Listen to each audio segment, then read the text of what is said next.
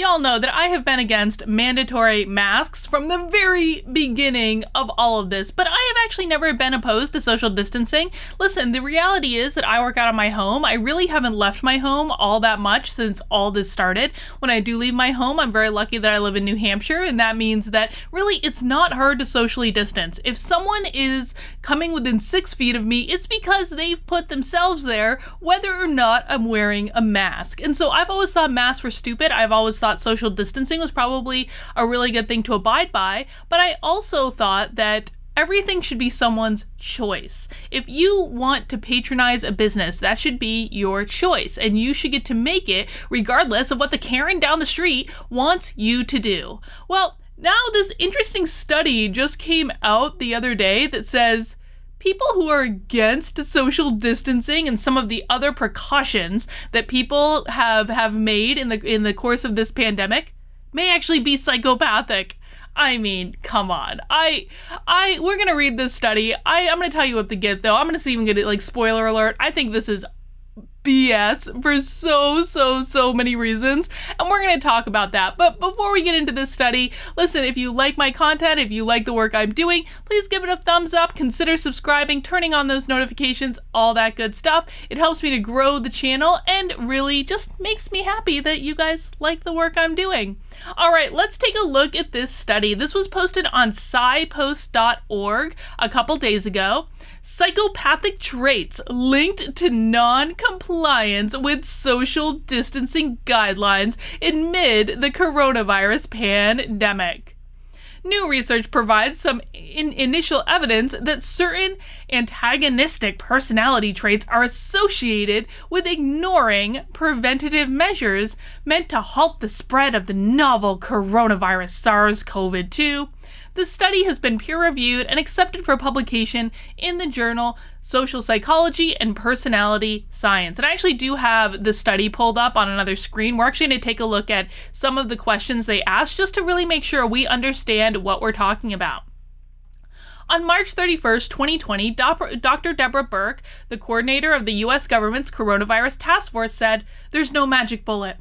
There's no magic vaccine or therapy. It's just behaviors, each of our behaviors translating into something that changes the course of this viral pandemic over the next 30 days. My experience as a psychological scientist as well as a practicing psychologist has convinced me that the importance of psychology and behavior in the prevention and management of a wide range of health problems is enormous," said study author Pavel Baglov, I'm not sure how to pronounce that, I'm sorry, an associate professor and director of the Personality Laboratory at Whitman College.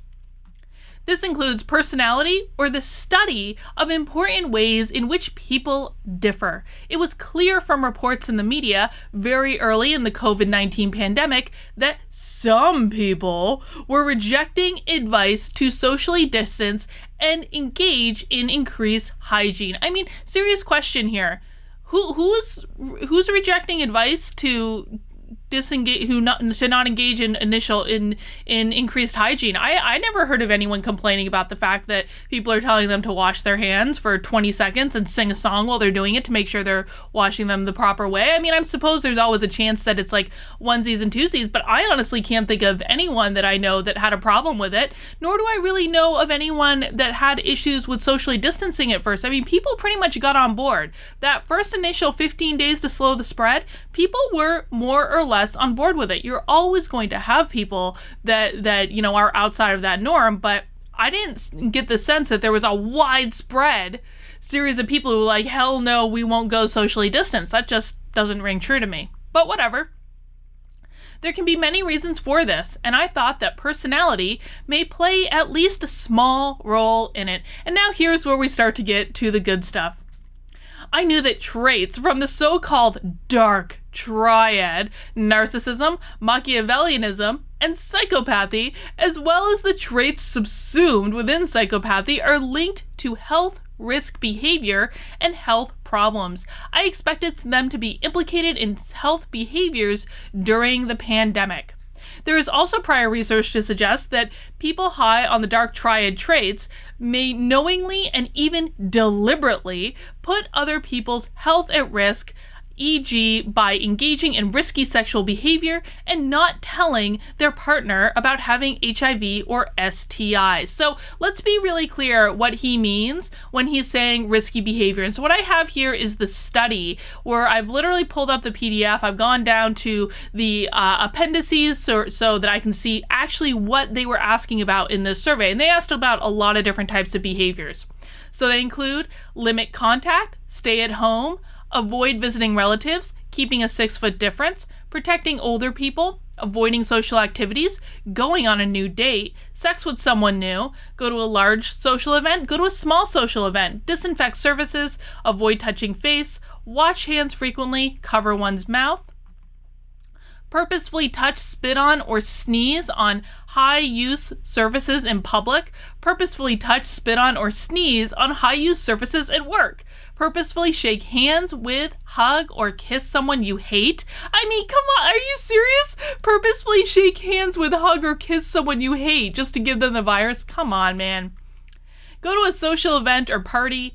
If you get the chance, go on an in-person date with someone new, shake hands with strangers, sneeze or spit on personal belongings of some you hate, shake hands with people you know well, shake hands with people you care about. If you get a chance, go to an in-person job interview, hug and or kiss people that you're close with, wear a mask outside your house, assuming you have masks, go to work, assuming you work and not from home, go out in public to take care of business that isn't urgent, wear a mask at home, as though that's ideal, that's never been said, and if you get the chance, have sex in person, not online, with someone new. Listen, so what I'm seeing in the commonality of these negative psychopathic behaviors that they're measuring is that you've got a good mix. You've got a good mix of things that you could actually make the case don't really make a difference in the spread of the virus. I mean, the WHO just released data yesterday that basically said asymptomatic people really aren't spreading the virus, and we know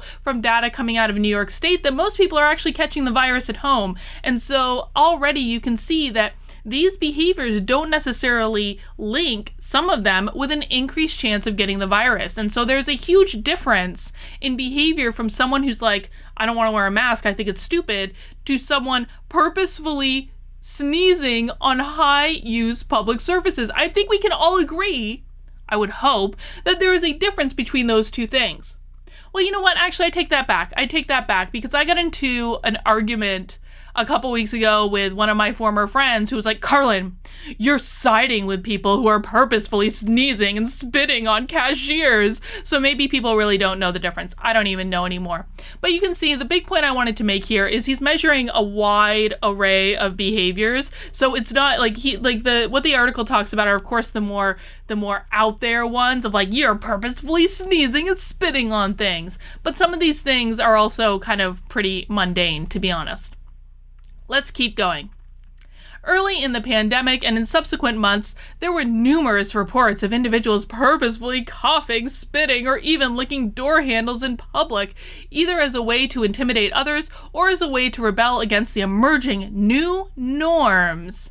The emerging new norms of social distancing and hygiene, yes. So where we can agree is that if you're licking doorknobs in public, you're not all there, man. Yes, 100% concur. That's just stupid. And that's stupid when there's not a pandemic. I was curious whether the dark triad and the psychopathy-related traits may help explain such behavior. The researcher used Amazon's Mechanical Turk to survey 502 U.S. adults between March 20th and March 23rd. So that's really important. Keep those dates in mind. March 20th through March 23rd. What are those dates before? Oh, could they be before all of the protests? Keep that one in mind. We're going to come back to that. Just stick that one in your back pocket. The online survey asked participants how often they complied with health recommendations on preventing the spread of the novel coronavirus, if they planned to do so, and how they would behave if they became infected. The survey also included several assessments of personality. Most notably, he used the Big Five, which is like Jordan Peterson's thing, which I think is a pretty good assessment, to be honest. The study took place before health behaviors related to the pandemic had become extremely politicized in the US and when people were still learning about the rapidly evolving situation. Disagree. Those health behaviors were always politicized. This has been politicized from the very flippin' beginning. As evidenced by the fact that it's all of a sudden gone. Because you want to know why it's all of a sudden gone, why we're not even thinking about it anymore? Because the Democrats have moved on to something else. They stopped politicizing this because they lost interest. They got another thing that they're politicizing now. That's when it stopped becoming like a part of our conversation. Most of the participants, the researcher found, were complying with the health recommendations of the CDC and the WHO. It was encouraging to find that people blah, blah, blah, blah, blah. But some participants reported not heeding the advice, which researchers found was linked to several personality traits.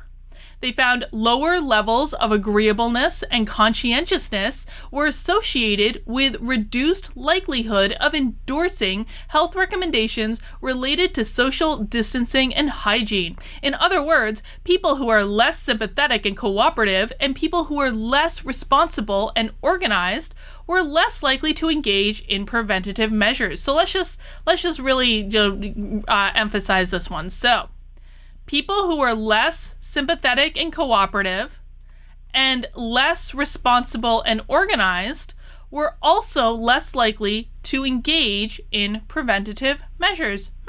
Keep that one in your back pocket for a second. We're going to come back to it. In addition, people who scored higher on the psychopathic subtraits of meanness and disinhibition, I'm going to highlight that, tended to show less interest in social distancing and hygiene. Meanness and disinhibition also predicted the endorsement of behaviors that put others at risk of infection, such as touching or sneezing on high-use surfaces in public. Notice he didn't ask about protesting in his survey. Wish he had. That would have been interesting. Disinhibition reflects poor impulse control. Highlight that. While meanness describes the lack of regard for others. People scoring high on these traits intended to claim that if they had COVID-19, they might knowingly or deliberately expose others to it. I mean, come on, man. Like, that's not any sort of significant population. And you notice in this article, they're not actually saying what percentage of the population that is. They're just saying people who scored higher tended to do this. Well, that doesn't actually mean anything. That doesn't mean there's a correlation. Correlation does not equal causation, people. One potential implication from this research is that there may be a minority of people with particular personality styles on the narcissism and psychopathic spectrum that have a disproportionate impact on the pandemic by failing to protect themselves and others. Blah, blah, blah, talks about the limits to the research. Okay, so this article is essentially arguing that people who aren't doing the social distance thing and disagree with some other of the recommendations and maybe haven't been implementing them could be a psychopath. So here's my question. Who wants to tell the protesters that they could be psychopaths? Because by my estimation, the biggest group of people right now in the country that are engaging in at-risk behaviors are the dang protesters. Now, let me be very, very clear. I fully respect the rights of everyone to protest. I really do. I respected it for the reopened protesters. I have to be very consistent in this. And I actually agree with the Black Lives Matter, the peaceful protesters. I have no issue with that. I'm not the one calling you a psychopath. This study and this article, which is an obvious hit piece on people who are not doing not towing the freaking line. That's what all this is. That's how this is written up. That's how this website writes shit up. And so listen, man, the misstep that they made is not realizing that this could also be applied to all the GD protesters. So who wants to tell them? Because here we've got protesters in Washington, D.C. not socially distancing. We've got protesters in London not socially distancing. We've got protesters in Rome not socially distancing. And yeah, they're wearing masks, but guess what? We know from research that the Surgeon General has cited several times now that people who wear masks are more likely to treat them as like a security blanket, and so that makes them actually more likely to disengage from social distancing behaviors because they're like, I'm wearing a mask, I must be safe. Well, that's just not true. They've always said that you have to do both in order for it to be effective, and that you shouldn't not socially distance. These are protesters in Brussels. These are protesters in Spain not socially distancing. These are protesters in New York City that are not socially distancing. And on and on and on and on we go. Marseille not socially distancing. Germany not socially distancing. It just keeps going, man. So who wants to tell the protesters that they're probably psychopaths? Who wants to especially tell the rioters? Because I actually believe, like, again, I support people's right to protest. I think if they want to make the choice to go out there and be around a crowd of people, it's your choice, man. It's your life. You do what you want. Your body, your choice. You have no argument from me at all. I'm not scared at all of getting the virus, and I don't think many of these people are in the at-risk categories for people who are at a high risk of dying of the virus. So that's, like, it's cool with me.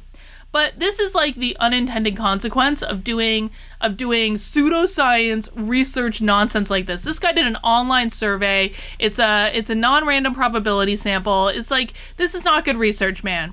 Listen, there are a lot of ways that you can do valid, grounded research in these areas. Doing an online survey where anyone can come in and give their opinions generally isn't the way to go. And also, it's never really a good idea to have frankly have an obvious motivation for doing the research. This is like garbage science, and this stuff kind of pisses me off because when you see stuff like this, you start to dismiss all sorts of valid research that's done. But I guess this is where we are right now. I guess this is where we are in terms of information coming out of the academy. It's always going to be tilted. It's always going to be slanted. There's no way to get a fair shake. And they don't realize the implications of it being applied in unexpected ways. So, hey, I'm not going to be the one to tell them that they're all probably psychopaths, but you're welcome to.